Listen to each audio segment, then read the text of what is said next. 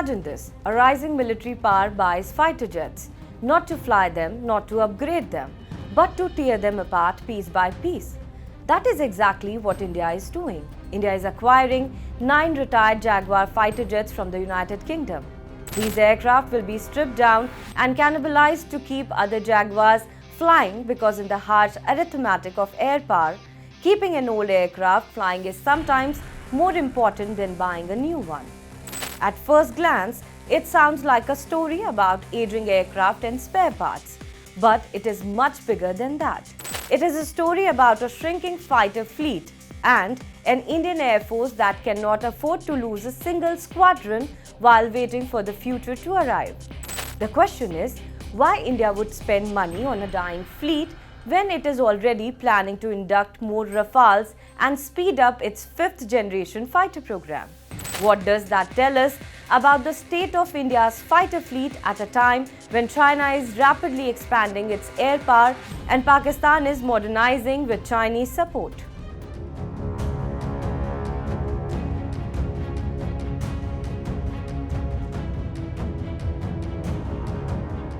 The 8 retired Jaguar fighter jets Indian Air Force is acquiring from the United Kingdom will not fly a single sortie. Instead, they will be dismantled for spare parts and reusable sub-assemblies, a process known as cannibalization.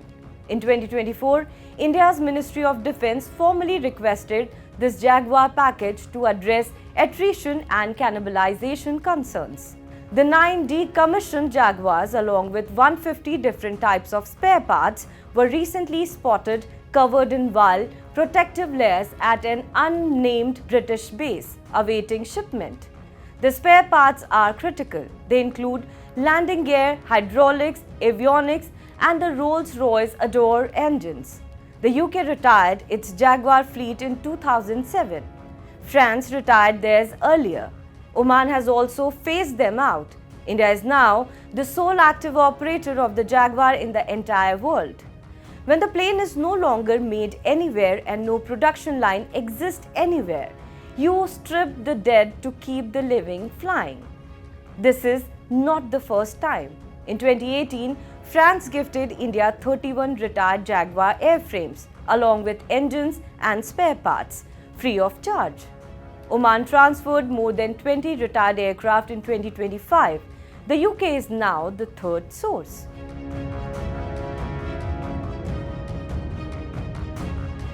The Jaguar is not a glamorous aircraft. It never was. It was originally produced by an Anglo-French partnership in the 1960s during the Cold War as a deep penetration strike aircraft. It is twin-engined, it flies low and fast, it hits hard. India inducted the Jaguar in the late 1970s and early 1980s. The IAF currently operates around 120 such jets across 6 squadrons based at Ambala, Gorakhpur and Jamnagar. India did not leave these jets to age untouched. Half the fleet was upgraded to meet modern operational standards. The upgraded jets carry Israeli AESA radars, allowing them to track multiple aerial and ground targets simultaneously, map terrain with extreme resolution, and perform advanced electronic jamming. The cockpit was overhauled. Dialed indicators were replaced with dual multifunction displays and a head-up display by Israel's Elbit systems.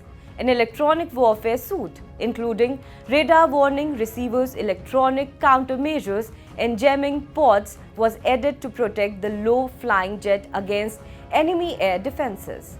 The weapons payload was expanded to include Harpoon missiles for maritime roles and precision munitions for land targets.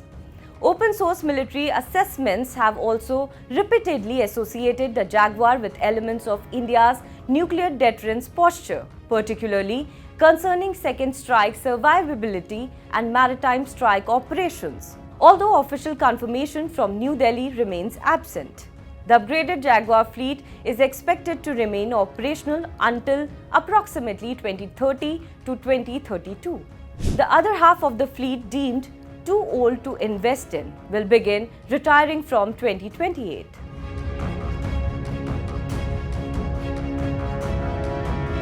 Now here is what makes this story more than just a procurement note.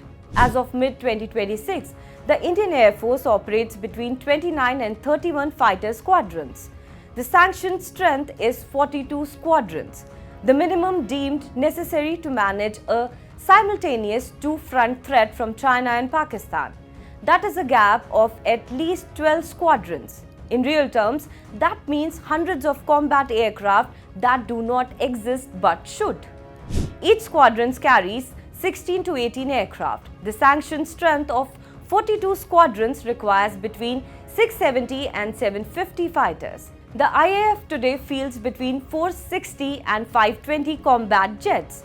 That is a critical 30% deficit.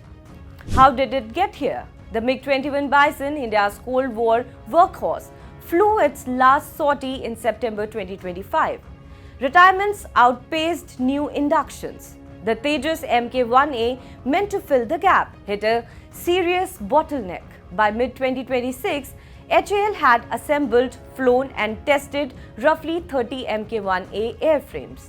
The jets are essentially finished. What they are missing is the one component HAL cannot build itself, the engine.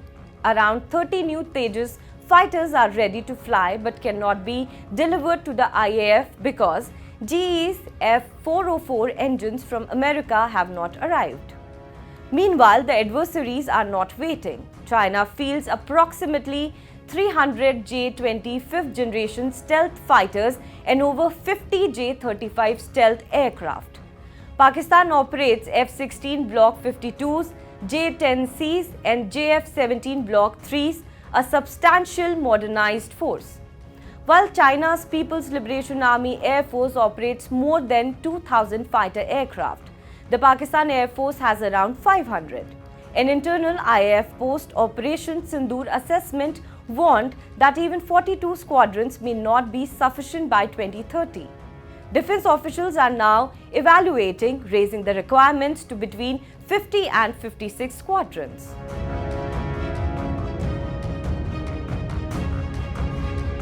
India is not standing still. The response is real if delayed. Over 4.5 lakh crore rupees in active or approved fighter procurement is underway.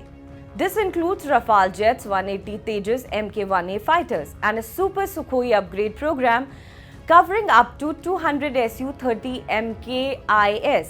It is the most significant recapitalization of any Asian Air Force outside China this decade. Beyond that, India is pushing forward with the AMCA, a fifth-generation stealth fighter with prototype test fights targeted for the late 2020s and operational deployment planned for 6 or more squadrons by 2035. But timelines are the enemy. AMCA will not fly operationally until the late 2030s at the earliest. Tejas Mk1A deliveries are already behind schedule. The Rafale order for 114 additional jets will take years to execute at scale. In the interim, India will fly below its sanctioned strength, facing two nuclear-armed neighbors whose air forces are modernizing on parallel tracks. So India does what it must. It sends a request to the United Kingdom, 9 old jets, white sheets, 150 types of spare parts and a Jaguar that was never meant to fly again keeps 6 squadrons in the air. That is the unglamorous, unsentimental, absolutely essential reality of keeping India's strike arm sharp, while the next generation of jets is still being built.